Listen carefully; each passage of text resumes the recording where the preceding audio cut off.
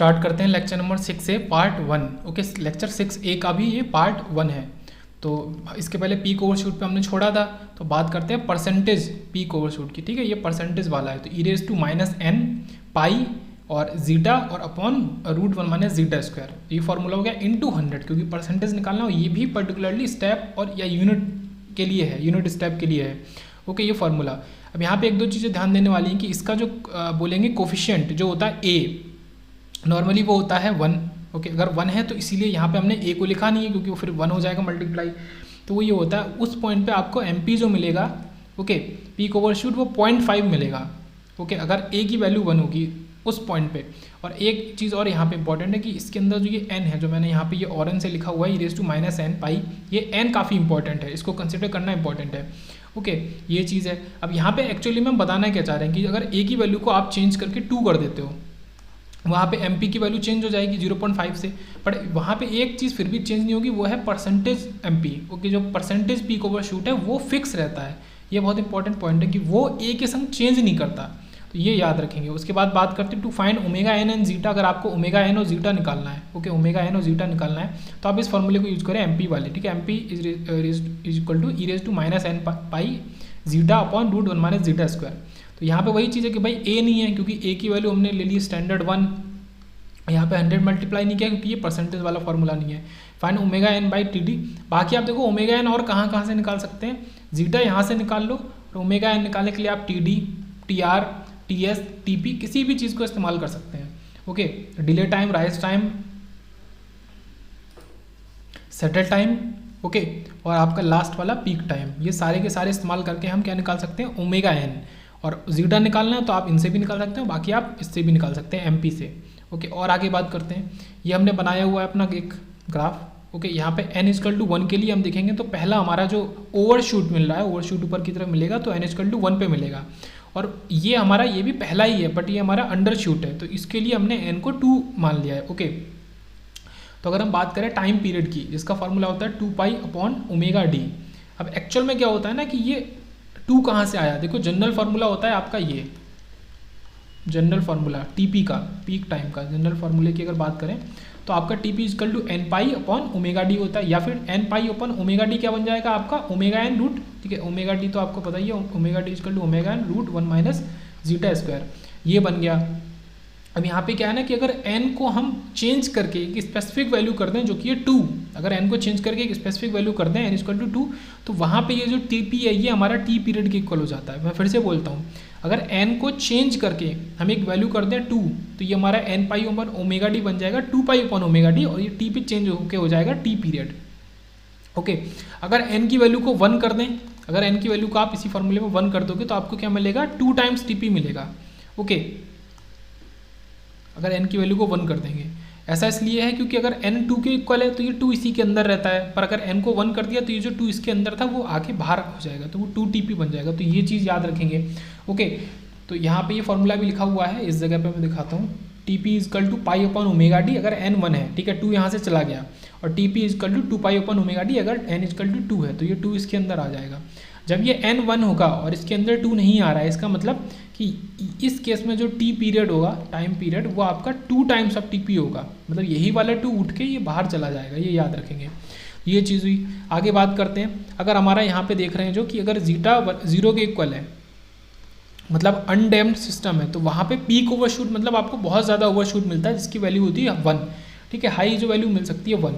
अगर आप क्या बोले क्रिटिकल डैम सिस्टम के लिए बात करें, यहाँ पे क्योंकि आपको पता है क्रिटिकल डैम में परफेक्ट आइडियल सिस्टम है, यहाँ पे कोई भी ओवरशूट नहीं होगा, तो जीटा इक्वल टू 1 के लिए आपको जो ओवरशूट मिलता है वो एमपी इक्वल टू 0 मिलता है। तो आप अब एक फाइनल वाला देखते हैं। फाइनल वाला मतलब कि आपका अंडर डैम सिस्टम, मतलब 0 से लेके 1 के बीच में, जो जीटा की वैल्यू है 0 से 1 के बीच में, ये वाला केस है 0 से लेके 1 के बीच में। तो जैसे जैसे आपका जीटा बढ़ेगा 0 से, आपका ये जो पीक ओवरशूट है वो 1 से घटेगा, क्योंकि वो 0 के लिए 1 था। आप ये समझ रहे हो कि आपका जो एमपी है वो एमपी की वैल्यू जीटा इक्वल टू 0 के लिए 1 थी, और जीटा इक्वल टू 1 के लिए 0 थी।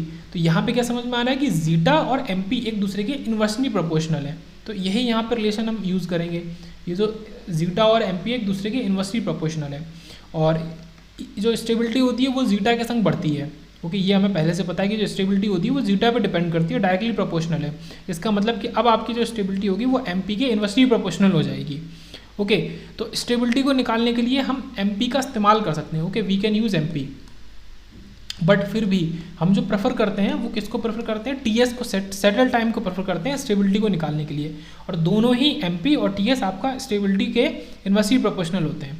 अब यहाँ पे एक दो चीज़ और पढ़ लेते हैं कि why we preferred okay TS over MP for determining stability, because जो टीएस होता है, सेटलिंग टाइम होता है, वो सारे के सारे सिस्टम्स में प्रेजेंट होता है, लेकिन जो एमपी है and MP overshoot peak are not present in first order system. Okay, तो ये याद रखेंगे, जो फर्स्ट ऑर्डर सिस्टम है इसके अंदर आपका क्या होता है, एमपी प्रेजेंट नहीं होता। फर्स्ट ऑर्डर सिस्टम के अंदर एमपी प्रेजेंट नहीं होगा, बट टीएस इसके अंदर प्रेजेंट होगा। तो टीएस ज़्यादा बेटर ऑप्शन है स्टेबिलिटी निकालने के लिए। मतलब आपको अगर स्टेबिलिटी निकालनी है और अगर आप एमपी को यूज़ कर रहे हैं तो फिर आपको दिमाग में रखना पड़ेगा कि अरे कहीं ये फर्स्ट ऑर्डर सिस्टम तो नहीं है। बट टीएस का यूज़ करते हुए आपको दिमाग में नहीं रखना पड़ेगा, क्योंकि टीएस हर सिस्टम के लिए अप्लाई होता है। उसके बाद बात करते हैं कि in response plot MP provides zeta. ठीक है, तो जीटा निकालने का आसान तरीका एमपी है, ये तो हमने देखा ही है। And TP provides omega N, TP की मदद से हम ओमेगा एन निकाल सकते हैं और उसकी मदद से फिर जीटा निकाल सकते हैं। इसका मतलब है कि अगर आपको डायरेक्टली जीटा को निकालना है, डायरेक्टली फाइंड जीटा, अगर आपको डायरेक्टली निकालना है तो आप किसका इस्तेमाल करो, तो आप एमपी का इस्तेमाल करो। तो ये याद रखो, अगर आपको डायरेक्टली जीटा को निकालना है, केवल जीटा को निकालना है, तो आप एमपी से निकाल लो, वरना फिर टीपी से ओमेगा एन निकाल के तब निकाल सकते हैं। फिर बात करते हैं कि for relative stability analysis of stable system both MP and TS can be use. Okay, relative stability निकालने के लिए किसी भी सिस्टम में आप दोनों का इस्तेमाल कर सकते हो, वो हमने ऊपर भी देखा। बट क्या है ना, एमपी के संग एक बाउंडेशन है कि वो फर्स्ट ऑर्डर के संग नहीं लगता। बट यहाँ पे भी वही चीज़ है कि आप प्रेफर किसको करो, आप टीएस को प्रेफर करो। यूज़ दोनों को कर सकते हो, बट टीएस को प्रेफर करो। अब एक चीज़ और देखते हैं, अब यहाँ पे हम एरर वाला कॉन्सेप्ट अपना शुरू करते हैं। एक तरीके से इस लेक्चर का मेन पार्ट, न्यू पार्ट यहाँ से स्टार्ट होता है, वो तो पिछले लेक्चर का कंटिन्यू था। तो ईटी जो होता है आपका एरर, ईटी इक्वल टू हम लिख सकते हैं आरटी माइनस सीटी। ये जो ब्लॉक डायग्राम होता है कुछ इस तरीके का, ये वाला, ये आउटपुट है और ये पीछे जा रहा है और ये ऐसे जा रहा है। तो यहाँ पे अलग अलग जगह पे अलग अलग चीज़ें होती हैं। इसका गेन हो गया तो वो ये 1 होगा या माइनस एच होगा, इस तरीके से एच होगा। तो ये उस वाले डायग्राम से निकल के आता है। अभी हम देखेंगे उसको भी आगे कि ये एरर का जो टर्म है, जो इक्वेशन है R T minus C T, कहाँ से निकल के आया है। तो error equal to R T minus C T equal to U T minus, अब यहाँ पे आर टी की वैल्यू है केवल यू टी, ठीक है, यूनिट स्टेप फंक्शन है, तो आर टी की जगह केवल ये लगाएंगे। और सी टी जो आपका है वो पूरा का पूरा है, ये जो पूरा टर्म है ये पूरा ही आपका सी टी है। 1 minus this is to minus zeta omega N T upon root 1 minus zeta square into sine omega D T plus 5 और इंटू यू टी, ये पूरा है। इस पूरे ब्रैकेट के बाहर यू टी है, तो ब्रैकेट के अंदर जब भेजेंगे तो ये वाला जो यू टी है और ये वाला जो 1 है, ये एक दूसरे को कैंसिल कर देगा, क्योंकि इस 1 में यू टी मल्टीप्लाई हो रहा है। तो आपके पास ई टी एरर के तौर पे इन टाइम डोमेन केवल ये चीज़ बचेगी। ओके, और इसी को हम क्या लिख सकते हैं कि अगर एरर का जो ये तो error E T in time domain, ये है स्टेडी स्टेट एरर। इस चीज़ को समझना, इसको कहते हैं steady state error. Okay, steady state error यहाँ पे निकाल रहे हैं ई एस एस, इसको ई एस एस करके लिखते हैं सबस्क्रिप्ट में, एस एस मतलब steady state equal to limit T tends to infinity E T. अगर आपका जो भी ई टी निकल के आता है किसी भी तरीके के सिस्टम के लिए, उस ई टी में अगर आप क्या करो, limit T tends to infinity लगा दो, तो आपका ये स्टेडी स्टेट एरर दे देगा। बट ये यहाँ पे यही चीज़ कह रहा है कि ये जो एक्सप्रेशन है, अगर हम इसके अंदर टी टेंस टू इन्फिनिटी लगाएंगे तो ये वैल्यू दे देगा 0। मतलब ये परफेक्ट जो सिस्टम है ये आपको एरर दे देगा 0 अगर इसके अंदर हम टी टेंस टू इन्फिनिटी लगाएंगे। ओके, तो ये याद रखेंगे, ये पर्टिकुलर इसके अंदर टी टेंस टू इन्फिनिटी आपको दे देगा 0, ये जो वैल्यू है ये चीज़ है। तो आगे देखते हैं उसके बाद। अब बात करते हैं एक अच्छा, अभी एरर को कंटिन्यू करेंगे आगे, फिर से थोड़े से पीछे वाली चीज़ को देख लेते हैं। हम नंबर ऑफ साइकिल निकालना यहाँ पे देखते हैं। अगर हमारा जीटा 0.5 है, मान लो जीटा की वैल्यू 1 दे दी गई है डैम्पिंग फैक्टर की, then find number of cycle in response. तो रेस्पॉन्स में नंबर ऑफ साइकिल्स कितनी होंगी। नंबर ऑफ साइकिल जो हमारा ग्राफ ये डैम्पिंग करता है, ऊपर नीचे जाता है, फिर जाके एक टाइम पे अनडैम्प्ड हो जाता है, ये वो वाली नंबर ऑफ साइकिल्स हमसे पूछ रहा है। तो वो नंबर ऑफ साइकिल्स हमें निकाल के देनी। नंबर ऑफ साइकिल्स सीधे सीधे कैसे निकाल सकते हैं, T S settle time upon T period. T period के लिए क्या इस्तेमाल कर सकते हैं, हम टीपी इस्तेमाल कर सकते हैं अगर n इक्वल टू 2 है, या फिर हम 2TP इस्तेमाल कर सकते हैं अगर n इक्वल टू 1 है। तो ये अभी ऊपर ही हमने डिस्कस किया था, ये सेम चीज़। ओके, तो इसका इस्तेमाल कर लेंगे, तो ये हम वैल्यू लगाते हैं इसमें। तो T S equal to 4 upon zeta omega N, और टी पीरियड हो जाएगा 2 upon omega N root 1 minus zeta square. और ये टी एस किसके लिए ले रहे हैं, 2% टॉलरेंस बैंड के लिए ले रहे हैं। इसको फर्दर सॉल्व करेंगे, ओमेगा आपका जीटा 0.5 था, इसमें वैल्यूज़ लगाएंगे डिफरेंट डिफरेंट, 2/पाई हो जाएगा, फिर √1 - जीटा स्क्वायर अपॉन जीटा हो जाएगा, ये स्क्वायर है, फिर 2/पाई इधर हो जाएगा, जीटा की जगह 0.5 लगा देंगे। ये पूरा सॉल्व कर, देखो यहाँ पे ओमेगा एन और ओमेगा एन तो कट जा रहा है, आपको दिख जा रहा होगा, ये ओमेगा एन है और इसके ऊपर वाले में भी ओमेगा एन है, ये दोनों एक दूसरे से कैंसिल हो जा रहे हैं, तो केवल जीटा के टर्म्स में बच रहा है नंबर ऑफ साइकिल। सॉल्व होकर लगभग आपको 6.33 वैल्यू दिया। ओके, ये एक एग्जाम्पल था कि किस तरीके से आप एक जीटा की वैल्यू को यूज़ करते हुए नंबर ऑफ साइकिल्स निकाल सकते हैं डैम्पिंग की। ओके, अब यहाँ पे समराइज थोड़ा सा करते हैं, इसको बोल देते हैं कि भाई ये समरी है। अगर जीटा हमारा 0 के इक्वल है तो नंबर ऑफ साइकिल्स हमारी कितनी हो जाएंगी, इन्फिनाइट हो जाएंगी। आप इस पर्टिकुलर फार्मूले को इस्तेमाल करके देख सकते हैं। ये जो फार्मूला है ये हमारा क्या है, स्टैंडर्ड फार्मूला है नंबर ऑफ साइकिल्स के लिए। तो इसमें केवल जीटा मौजूद है और पाई तो कांस्टेंट है, तो आपका जीटा 0 के लिए आपका नंबर ऑफ साइकिल्स इन्फिनाइट दे देगा, क्योंकि जीटा इसमें नीचे 1/0 हो जाएगा। अगर जीटा 1 के इक्वल है तो ये आपका 0 दे देगा नंबर ऑफ साइकिल्स। आप इस फार्मूले से ये चीज़ इस फार्मूले से ही निकाली है। अगर जीटा 1 से बड़ा है तो, अगर जीटा इनकेस 1 से बड़ा है, क्योंकि ये रूट के अंदर है, आप साफ साफ देख सकते हैं, थोड़ा सा दिमाग लगाएंगे तो ये √1 - जीटा स्क्वायर है, क्योंकि ये रूट के अंदर है, तो फिर यहाँ पे इमेजिनरी वैल्यू में मिल जाएगी इस नंबर ऑफ साइकिल्स की। ओके, अब एक चीज़ और यहाँ पे इंपॉर्टेंट पॉइंट है, उसको ध्यान में रखते हुए देखते हैं कि डोंट अप्रॉक्सीमेट 6.33 = 6 के बराबर इसको ना माने। इसका क्या मतलब है कि 6 तो कंप्लीट साइकिल है और जो 7th साइकिल है उसका 1/3 पार्ट हम ले रहे हैं। 6.33 का क्या मतलब है, 0.33 का मतलब है 1/3 cycle of the 7th cycle is achieved. तो ये चीज़ अगर आपको आंसर नंबर ऑफ साइकिल्स का 6.33 मिलता है, इसका मतलब ये नहीं कि केवल 6 साइकिल है, इसका मतलब है 6 साइकिल प्लस 7वीं साइकिल का 1/3 पार्ट। अब ये कुछ नहीं है, सिंपल से ये रेस्पॉन्सेज का थोड़ा सा डायग्राम है कि अगर आपका अनडैम्प्ड सिस्टम है, मतलब उसमें ये ऑसिलेशंस चालू हुए और ये ऑसिलेशंस आपके कभी बंद ही नहीं होंगे, ये इस तरीके से चलते रहेंगे, हमेशा चलते रहेंगे, कभी भी डैम्पिंग हो ही नहीं रही है यहाँ पे। ओके, ये हमने ग्राफ बनाया है ये 1 के कंपैरिजन में कि 1 कहीं यहाँ बीच पे होगा। अंडर डैम्प सिस्टम सबसे अच्छा सिस्टम होता है, यहाँ पे ऑसिलेशंस आपके स्टार्ट तो होते हैं बट वो 1 के इर्द गिर्द आके ऐसे वहाँ पे रुक जाते हैं, ठीक है, ये सेटल डाउन हो जाते हैं। ये चीज़ है, ये आपका अंडर डैम्प सिस्टम है जो जीटा 0 से लेके 1 के बीच का होता है। फिर बात करते हैं क्रिटिकल डैम्प सिस्टम की। क्रिटिकल डैम्प सिस्टम और ओवर डैम्प सिस्टम कुछ हद तक थोड़े ग्राफ सेम होते हैं दोनों के। ओके, लेकिन क्या होता है क्रिटिकली और ओवर डैम्प सिस्टम का यही लिखा है कि दोनों सेम है, बट उनका टाइम कांस्टेंट जो होता है वो डिफरेंट होता है। क्रिटिकल डैम्प सिस्टम थोड़ा जल्दी आपका डैम्पिंग को ख़त्म कर देता है और ऑसिलेशंस को ख़त्म कर देता है, बट ओवर डैम्प सिस्टम आपका थोड़ा देर में करता है। तो ये वही चीज़ है, T critically is less than T over damp. Time period critical damp system का थोड़ा सा कम होता है, बट जो एक प्रॉब्लम है ना कि क्रिटिकल डैम्प सिस्टम जो हमारा होता है वो इम्प्रैक्टिकल होता है। ऐसा क्योंकि वो आइडियल केस है। हर आइडियल चीज़ हमारा, देखो एक चीज़ होती है आइडियल, एक होती है प्रैक्टिकल। तो जो आइडियल होगा वो प्रैक्टिकल नहीं होगा, वो इम्प्रैक्टिकल होगा।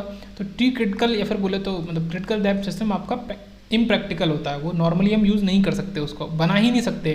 जीटा = 1 को हम अचीव नहीं कर सकते हैं, मेन चीज़ तो ये है। तो ये आप देख सकते हैं यहाँ पे, मैं दोनों के फिगर एक साथ दिखाता हूँ।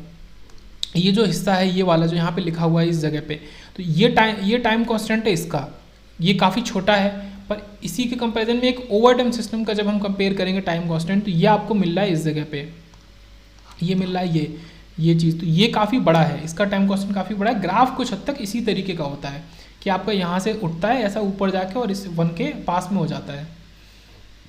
एक ओवर डैम्प सिस्टम के लिए अगर बात करें, आपका टी की वैल्यू डिले टाइम 0.7 T1 के इक्वल होता है। T1 क्या है, यही T1 है, ये जो टाइम इसका है ना टाइम कांस्टेंट, ये इतना यही T1 है। ओके, तो इसका 0.7 ही होता है, इसका 0.7 पार्ट जो होगा वो आपका डिले टाइम होगा, 2.22 T1 होगा राइज टाइम और आपका सेटल टाइम होगा 4 टाइम्स T1 एक ओवर डैम्प सिस्टम के लिए। ओवर डैम्प मतलब जीटा की वैल्यू 1 से बड़ी होगी, फिर कहीं तक जा सकती है इन्फिनिटी तक। पर ओवर डैम्प सिस्टम का भी एक ड्रॉबैक है, मतलब सबका अपना अपना है। अंडर डैम्प सिस्टम को तो हम यूज ही नहीं करना चाहते कभी, भाई ऑसिलेशंस उसमें तो कभी भी नहीं खत्म होंगे। क्रिटिकल डैम्प सिस्टम इम्प्रैक्टिकल होता है, ओवर डैम्प सिस्टम बहुत ही स्लो होता है, okay, as compared to critical damp system. और इसमें स्लगिशनेस भी होता है, इसका जो स्टेप रिस्पॉन्स होगा ओके फर्स्ट ऑर्डर सिस्टम के बराबर ही होगा। मतलब अगर आप ले तो सेकेंड ऑर्डर सिस्टम रहे हो, बट वो सेकेंड ऑर्डर सिस्टम किस तरीके का है, ओवर डैम्प्ड है, तो वो एक फर्स्ट ऑर्डर सिस्टम की तरह काम करेगा और फर्स्ट ऑर्डर सिस्टम बहुत ज़्यादा स्लो होता है। तो इसलिए परफेक्ट सिस्टम होता है अंडर डैम्प सिस्टम, मतलब जीटा की वैल्यू 0 से लेकर 1 के बीच में होनी चाहिए। ये जस्ट इन्होंने एक एग्जाम्पल मतलब यहाँ पे दे दिया है, ये थोड़ा सा इसमें तब भी वैल्यूज़ में चेंज है, आप सॉल्व करके भी निकाल सकते हैं कि जीटा अगर 0.5 है उसके रिगार्डिंग नंबर ऑफ साइकिल्स हमको 6.33 मिलेगा, मतलब 6 साइकिल्स पूरे और एक साइकिल का 1/3 पार्ट 7 साइकिल का। और आप जीटा इक्वल टू 1 लगा के उसी फॉर्मूले से भी निकाल सकते हैं, तो तब कितनी साइकिल्स मिलेगी। आगे बात करते हैं एक ट्रांसफ़र फंक्शन की। तो ये ट्रांसफ़र फंक्शन हमने लिया है, थोड़ा सा इसका एनालिसिस करते हैं। 100/s+1 और s+100, ओके, ये हमारा ट्रांसफ़र फंक्शन है अभी जो हमने लिया है। तो एक तरीके से पहले तो इसका निकालेंगे, तो ये ओवर टाइम ट्रांसफ़र फंक्शन, इसका जीटा सॉल्व करके लाएंगे। और यहाँ पे जो रूट्स हैं वो दिख ही रहे हैं कि वो रियल तो हैं लेकिन अनइक्वल रूट्स हैं। क्यों, रूट्स क्या हैं इसके, ये इसके रूट्स हैं। पहले रूट्स का एनालिसिस कर लेते हैं। ये इसके रूट्स हैं, s=-1 और 100। Poles is on the left side of the plane, ठीक है। आप साइन को नहीं देखेंगे पहली बात तो है, बट आपको नेगेटिव के देख के पता चल रहा है कि लेफ्ट साइड में है, तो ये स्टेबल तो होगा। We consider T1 because T1 जो है हमारा ग्रेटर देन T2 है। मतलब देखो यहाँ पे एक बात निकल के आती है कि आपके दो पोल निकल के आए, दोनों की अपनी अपनी वैल्यूज़ है, अपनी अपनी वैल्यू किसकी, T1 की, ठीक है, टाइम की, T1 T2 की। अब हमको कौन सा लेना है, तो यहाँ पे वही चीज़ लगती है, डोमिनेंट पोल का कॉन्सेप्ट लगता है कि कौन सा ज़्यादा डोमिनेंट होगा। आपका -1 ज़्यादा डोमिनेंट होगा, जो हमारा ओरिजिन के करीब होता है। जैसे ये है, ये दो पोल्स हैं हमारे, तो ये वाला जो पोल है, कौन सा पोल, ये वाला पोल, ये करीब है ओरिजिन के, तो ये डोमिनेंट पोल कहलाता है और यही आपका हम कंसिडर करते हैं। तो देखो इसी के रिगार्डिंग निकालते हैं T1 = 1/P1। T1 की वैल्यू सीधे से आप 1/ जो पोल की वैल्यू है उसका रेसिप्रोकल करके निकाल सकते हैं। तो और साइन को नहीं लेंगे, ये याद रखेंगे, साइन को नहीं लेना है T1 T2 को निकालते हुए, ये याद रखेंगे। तो 1 आ जाएगा ओनली, ओके। और T2 को निकालेंगे तो 1/100, तो वो 1/100 दे देगा, इसको कंसीडर ही नहीं करेंगे। देखो टाइम की तो आप एक ही वैल्यू को कंसीडर कर सकते हो, कैपिटल T की, दोनों नहीं कर सकते, तो इसको कंसीडर नहीं करेंगे, तो आप केवल किसको कंसीडर करेंगे, 1 को कंसीडर करेंगे, ओके। जो आपका टाइम ज़्यादा होगा, ये T1 ज़्यादा है, T1 है केवल 1 और ये है 1/100, मतलब ये 0.01 है, तो जो ज़्यादा है उसको कंसीडर करेंगे। अब जो ज़्यादा वाला था उसका इस्तेमाल करते हुए जो हमसे पूछा गया था, इन्होंने हमसे पूछा था कि TR क्या होगा, राइज टाइम क्या होगा, सेटल टाइम क्या होगा, इनकी वैल्यूज़ निकाल लेंगे, ओके। तो TR आपका 2.2 T1 के इक्वल होता है, तो इससे हम निकालेंगे कि ये केवल 2.2 × 1 मल्टीप्लाई हो जाएगा, तो केवल इतना ही आ जाएगा। और TS जो होगा वो 4 T1 के इक्वल होता है, तो 4 × S या फिर 4 × 1 आपका हो जाएगा, तो ये भी 4 दे देगा, तो 2.2 और 4 आपके आंसर हो जाएंगे। अब एक बात और है, यहाँ पे सॉल्व करते हुए, मतलब ये क्वेश्चन को लिया ही क्यों गया था, आप यहाँ पे सॉल्व करते हुए आप इनका इस्तेमाल ना करें। TR का जो फॉर्मूला है π-φ/ω_d, क्योंकि यहाँ पे आपको मैक्सिमम वैल्यूज़ पता नहीं है। तो जब आपको पोल्स इस तरीके से दिए हैं, वो भी ओवरडैम सिस्टम है, तो आप यहाँ पे डायरेक्ट फॉर्मूले को इस्तेमाल करें, T का इस्तेमाल करके। T क्या होता है, रेसिप्रोकल ऑफ पोल की वैल्यू, ठीक है, 1/P। तो TR का फॉर्मूला ये ना इस्तेमाल करें और TS का फॉर्मूला भी ना इस्तेमाल करें। अब डायरेक्ट 4 × T1 का इस्तेमाल करें अगर TS निकालना है तो ये चीज़ हो गई। फिर एक दो कॉन्सेप्ट और देखते हैं, ये भी काफ़ी इंपॉर्टेंट कॉन्सेप्ट है, इंपॉर्टेंट है गेट के लिए कॉन्सेप्ट। आपके पास 3 ट्रांसफर फंक्शन है, एक ये है, एक ये है और एक ये ट्रांसफर फंक्शन है। ये आप देखेंगे तो 4/समथिंग आपको कंपेयर किसको करना होता है, ये जो वैल्यू है 4 और ये जो वैल्यू न्यूमरेटर में, अगर आपकी ये सेम है दोनों, तो ये सेकेंड ऑर्डर का तो है ही, बड़ी स्टैंडर्ड टाइप का ट्रांसफर फंक्शन है, सेकेंड ऑर्डर स्टैंडर्ड सिस्टम है ये। वी कैन यूज़ फार्मूला, यहाँ पे आप सारे के सारे फार्मूलाज को बेसिक यूज़ कर सकते हैं, TD, TR, TP, MP, %MP, TS, okay, all को। अब यहाँ पे एक छोटा सा चेंज करते हैं हम ये जो न्यूमरेटर की वैल्यू है इसको डिनोमिनेटर वाले इस वैल्यू से चेंज कर देते हैं। अब ये सेकेंड ऑर्डर का ट्रांसफर फंक्शन है, बट ये स्टैंडर्ड नहीं है, ठीक है, स्टैंडर्ड नहीं बचा, तो यहाँ पे हम किसका फार्मूला, MP का फार्मूला इस्तेमाल नहीं कर सकते। वो यही कहना चाह रहा है कि यहाँ पे जो आप है ये MP का, but not of MP, because 8 is not equal to 4। तो अगर इन दोनों की वैल्यू में चेंजेस आ जाता है तो फिर आप MP नहीं निकाल सकते इस तरीके के ट्रांसफर फंक्शन के लिए, ओके। बाकी आप TD, TR ये सब निकाल सकते हैं, TS %MP, आप %MP निकाल सकते हैं, %MP, क्योंकि आपको पता है कि %MP इज फिक्स्ड। अगर आप 8 और 4 को चेंज कर दोगे तो वहाँ पे %MP नहीं बदलेगा, %MP दोनों के लिए इक्वल रहेगा। फिर थर्ड वाला लेते हैं, यहाँ पे हमने पूरा सिस्टम ही बदल दिया, इसमें s+1 एक 0 को इंट्रोड्यूस करा दिया, तो यहाँ पे हम सॉल्व नहीं कर सकते इन चीज़ों को। आगे देखते हैं, एक ट्रांसफर फंक्शन और लेते हैं। यहाँ पे हम क्या करते हैं कि ये जो सेकंड वाला केस था जिसमें हमने ये 8 कर दिया था न्यूमरेटर में, इसको कैसे सॉल्व करेंगे ये देखते हैं, ओके। अगर मैं क्या करूँ, पहले तो इसमें 1/s मल्टीप्लाई कर दूँ स्टेप रिस्पॉन्स के लिए, मैं स्टेप रिस्पॉन्स अगर निकालना चाह रहा हूँ तो 1/s मल्टीप्लाई कर दिया। अब ये जो 8 है इसको 2 पार्ट में कर दिया, इसका 4 इधर रहने दिया, 2 इधर भेज दिया, तो ये 2/s क्या दिखा रहा है, देखो 1/s तो एक यूनिट है स्टेप रिस्पॉन्स की, 1/s is the 1 unit of step response, तो 2/s क्या हो जाएगा, 2 यूनिट हो जाएंगे स्टेप रिस्पॉन्स की, तो ये अलग चीज़ हो गई। पर यहाँ से जो हमारा निकल के क्या है कि जो ओल्ड वाला ट्रांसफर फंक्शन था ये कैसा है, स्टैंडर्ड टाइप का है transfer function, second order transfer function, okay standard second order transfer function है। तो 4/समथिंग समथिंग ये चीज़। अब यहाँ पे हम जो हम नहीं निकाल सकते थे उसको भी निकाल सकते हैं, वो क्या था हमारा MP। अब हम MP की वैल्यू निकाल सकते हैं, ओके। और A वही चीज़ है कि भाई A हमारा डिपेंड करेगा कि A कितना होगा, कम मतलब 1 होगा 2 होगा क्या होगा, ओके। मान लो जीटा यहाँ पे 0.5 है, तो आप सॉल्व करके इस तरीके से इसमें वैल्यू लगा के MP की वैल्यू जो है 0.32 निकाल सकते हैं। तो ये चीज़ तो आपने देख ली कि जो ऊपर हमने देखा था ये वाला जहाँ पे केवल 4 था न्यूमरेटर में, ये फर्स्ट वाला केस, ये वाला केस, तो इसकी वैल्यू MP की जो आ रही है, और अब जो आएगी इसकी डबल हो गई। क्यों? क्योंकि यहाँ पे हम क्या ले रहे हैं, 2 यूनिट्स ऑफ स्टेप रिस्पॉन्स ले रहे हैं। तो यही चीज़ है, वो ये कहना चाह रहा है, बहुत ध्यान से समझेंगे कि 2 times of MP transfer function of 1, MP of transfer function of 2 किसके इक्वल होगा, 2 टाइम्स होगा, क्योंकि यहाँ पे ये 2 इंट्रोड्यूस करा दिया गया। मतलब आप क्या करो कि जो स्टैंडर्ड सेकेंड ऑर्डर फंक्शन है इसका MP निकालो, और आपका जो 8 वाले का निकालना है जिसमें 4 की जगह 8 कर दिया था उसमें आप 2 मल्टीप्लाई कर दो, तो ये आ जाएगा, ओके। मतलब नॉर्मल वाले का 0.16 था तो यहाँ पे 0.32 हो जाएगा, ये चीज़ है। और यहाँ पे क्या होता है कि परसेंटेज MP जो होता है वो अलग अलग वैल्यू का हमारा नहीं होता, उसको मैं बार बार बोल रहा हूँ कि वो सेम फॉर बोथ। इसका ऐसा नहीं कि उसका 16% है तो यहाँ पे 32 हो जाएगा, ऐसा नहीं है, तो ये याद रखेंगे, ओके। और ये जो है इस तरीके से आप ऐसे भी निकाल सकते हो। ये सिंपल केस है आपका जो वो था, इसमें 1/s मल्टीप्लाई कर दोगे, मतलब ये 1 यूनिट ऑफ स्टेप रेस्पॉन्स को शो कर रहा है। यहाँ पे तो आप MP और सारी चीज़ें निकाल ही सकते हो, ओके। तो हमने यहीं से MP की वैल्यू ये निकाली, ये जो MP की वैल्यू हमने निकाली है 0.16, ये हमने यहीं से निकाली है, और यहाँ से निकाल के फिर हमने इधर इसमें दोगुना करके सॉल्व किया है। और परसेंटेज MP जो ये फॉर्मूला है, या केवल MP भी फॉर्मूला था, तो उसमें जो n है ये इंपॉर्टेंट है, n का 1 मतलब कि पहला ओवरशूट है, ओके। आगे बात करते हैं। अब यहाँ पे जो ट्रांसफर फंक्शन हमने थर्ड वाला लिया था, थोड़ा सा उसका एनालिसिस करते हैं। जहाँ पे हमने एक 0 को इंट्रोड्यूस करा दिया था, ये तो एक स्टैंडर्ड सेकेंड ऑर्डर है ही नहीं, ओके। इसको बनाया भी नहीं जा सकता है, तो यहाँ पे TD, TR, TP, MP, percentage MP किसी को नहीं निकाल सकते, केवल और केवल TS को निकाल सकते हैं। तो यहाँ से एक और चीज़ नहीं समझ में आई कि आपका किसी भी तरीके का एक मतलब डिफरेंट तरीके का, किसी भी यूनिक तरीके का ट्रांसफर फंक्शन है सेकेंड ऑर्डर का, आप उससे TS तो कम से कम निकाल ही सकते हो, ओके। और इसमें से आप जब सॉल्व करोगे तो आपको ये भी समझ में आ जाएगा कि इसमें जीटा और ओमेगा एन की क्या क्या वैल्यू है, वो आप निकाल सकते हो, बट इनका फॉर्मूला नहीं लगा सकते इन सब का, ओके। एक चीज़ और देखते हैं कि 0 in numerator gives positive phase और लीड फेज, ठीक है। अगर आपका 0 आ गया न्यूमरेटर में, ये कौन सा कॉन्सेप्ट है, एडिशन ऑफ पोल और 0, ठीक है, एडिशन ऑफ पोल और 0 और पोल। अगर आप ऐड करते हो अलग से 0 और पोल, तो अगर आप 0 ऐड करते हो तो वो लीड फेज को शो करता है, पॉजिटिव फेज को। और अगर आप कोई भी पोल को ऐड करते हो, मतलब आप डिनोमिनेटर में ऐड कर देते हो किसी भी चीज़ को, तो वो आपका जो फेज होगा उसको नेगेटिव बना देगा और वो लैग फेज को शो करेगा, ये याद रखेंगे, ओके। फिर एक पॉइंट देख लेते हैं कि the TD, TR, TP of ये जो ट्रांसफर फंक्शन 3 वाला है, जो जस्ट अभी हमने पढ़ा, जो स्टैंडर्ड नहीं था, system is advance because of zeros, क्योंकि यहाँ पे 0 हमने डाल दिए हैं, और अभी हमने जस्ट अभी पढ़ा कि 0 डालने पे आपका फेज लीड कर जाता है, मतलब आपको कम टाइम लगेगा।